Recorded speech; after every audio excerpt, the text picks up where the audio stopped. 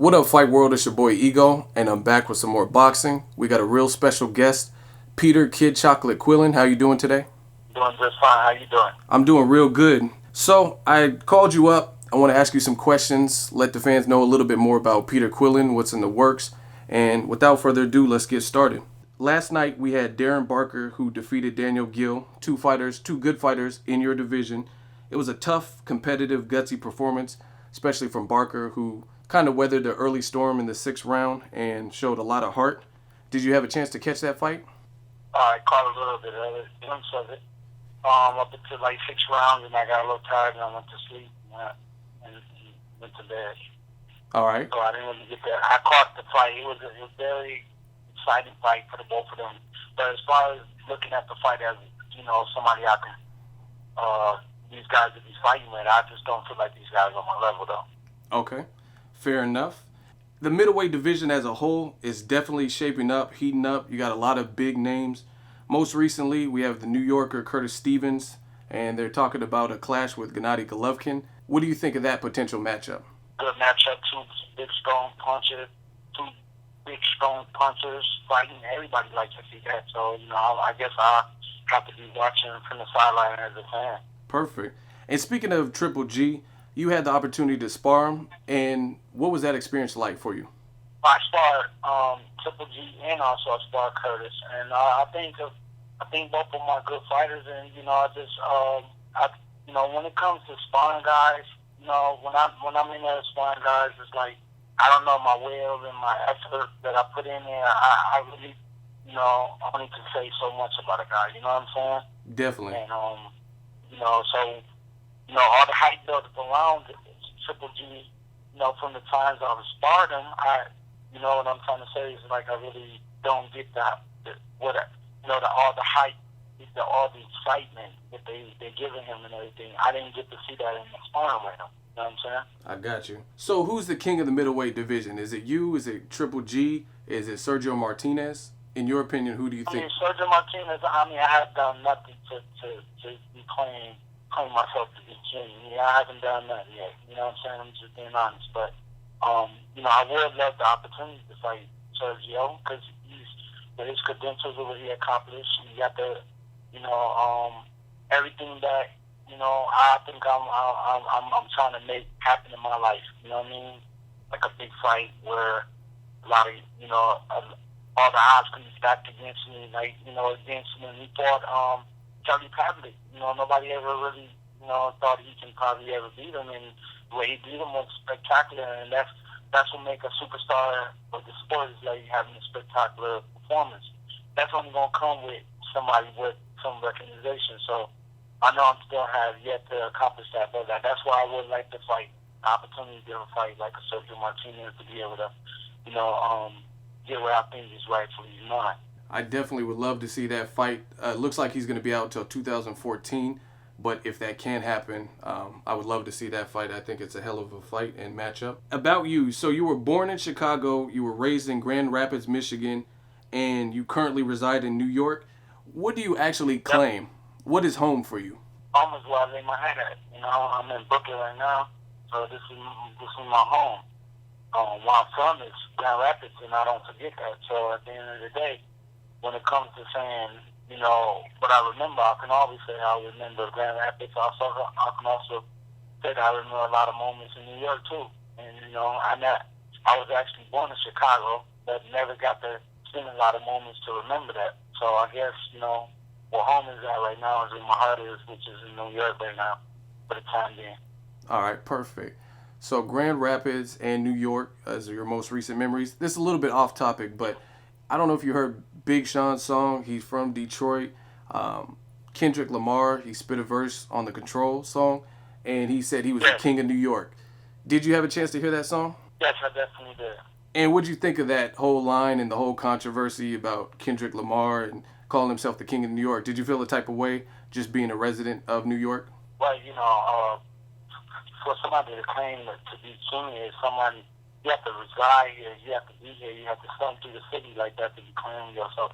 You can't claim you're the king of New York and then go back to LA and claim you're the king of New York still. You live in LA. You know what I'm saying? So, I guess you know, for his popularity, you know, what he got in, he got a lot of fans in New York City that he can probably say that, but like Jay-Z been, you know, to me, he's like the king of New York. You know, he's at a level where he's doing it better than every one of these rappers. Between him and his wife, it's like worth like $1 billion. You know what I'm saying? So it's like, how more powerful can you get than that? So but when you say king, I don't know what that really means to people. Like, to me, that means, you know, wisdom, knowledge. To me, that's what being a king means. But like, some people might, you know, call it fans, or, you know, they got this and they can say that they're the king. But for me, like, Jay-Z is the true rightful king of New York. And I say the true rightful king of hip-hop, period. Fair enough. Perfect answer. So, you're currently with Golden Boy. What's it like working with Golden Boy, and how did you first get noticed by Golden Boy? Well, you know, I was at a level where I could just basically pick and choose some people. You know, Golden Boy is like one of the hottest promoters. They are the hottest promoters right now. They put on a lot of matchups. They got a lot of fighters, and they got, you know, the opportunities that a lot of fighters, you know, when they go looking for promoters, that's what they look for, to see, you know, if they got shows, they have fighters that they can be squared against. And, you know, for me, that was one of my targets when I was, like, leaving Cedric Kushner, when I was, you know, getting out of one situation going to the other. You know, I just gave my manager some key points of what I wanted for my career, and, you know, they pursued those, and Golden Boy was one of them. Now they got me on their roster, and I do business with them. You know what I'm saying? At the end of the day, I'm a fighter that do business with his promoter for opportunity. So I respect that. It's a line that can never be crossed. Perfect. I mean, Golden Boy has definitely been putting on. 2013 has been a phenomenal year for boxing as a whole, and there's more to come. We still have Canelo and Mayweather, Lucas Matisse, Danny Garcia. You may fight more. What do you think of Canelo and Mayweather? Who do you like in that fight, or what are your early thoughts? And it's a fight, man. You talking about it right now, just tell you how big and grand the platform is for, like, fighters, man. You know. First of all, let me say, as a fighter, I don't feel like a lot of fighters don't get respect because they think they're dealing with a bunch of idiots. You know what I'm saying? So, you know, when it comes to, like, big matchups like Canelo versus Floyd Mayweather, or Floyd Mayweather versus Pacquiao, or Peter Quillin versus Gennady Golovkin, I think about how broad of a platform we do really have, and you're not really dealing with a bunch of ignorant people. So, you know, I'm just very excited to be able to say that I'm a fan of the sport first and foremost. And I'm just going to be happy to be in attendance to watch the Canelo and Floyd Mayweather fight. Perfect. All right, so about your career, you've had little amateur experience, and you, in essence, had to learn on the job, and you had to steer some critics in the right direction who didn't have faith that you can beat the Winky Wrights and Nadams. Most recently, you had a very impressive performance against Fernando Guerrero in which you stopped him. What's next for Peter Quillin?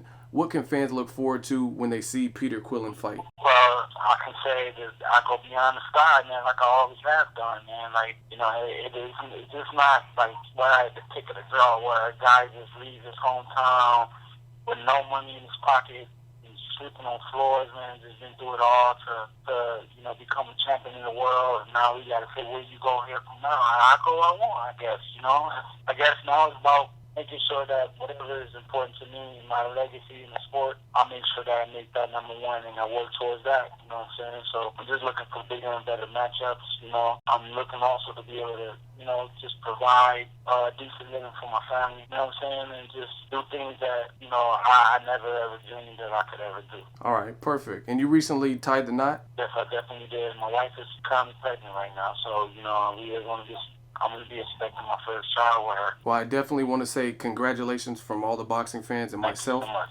And as far as fans, where can they stay in touch with Peter Kid Chocolate Quillin? They can go to my website, www.kidchocolate.com, or you can just put kidchocolate.com. And I got links on my social media, at Kid Chocolate on Twitter, at Kid Chocolate on Instagram. I'm also on Facebook, but you just make sure you make it easier by just hitting up the website. And I got tags and links where you can get to, you know, be in touch with me, man. I just think what kind of world we're living in right now, we're living in a social media world. It's easier for the fans to connect with the person they follow. And so I just try to make sure that try to make everybody have a special moment with me, and just, like, you know, make sure they enjoy me, and at the same time make sure I put a good message on people and make sure that they can be down on their luck and down and out, and, you know, you can't be scared to dream and not be scared to put some hard work behind what you want in life and just pursue it. All right, perfect. Very down-to-earth, positive message. I definitely want to thank you for your time. Me and you will definitely be in touch, and I look forward to big things coming from you in the future. Thank you so much. Thank you for catching the latest days on me. I appreciate everybody that took the time to read this interview, and I make sure I keep you all in my prayers. We definitely thank you, and we'll be in touch. Thank you for your time, Peter. All right, thank you.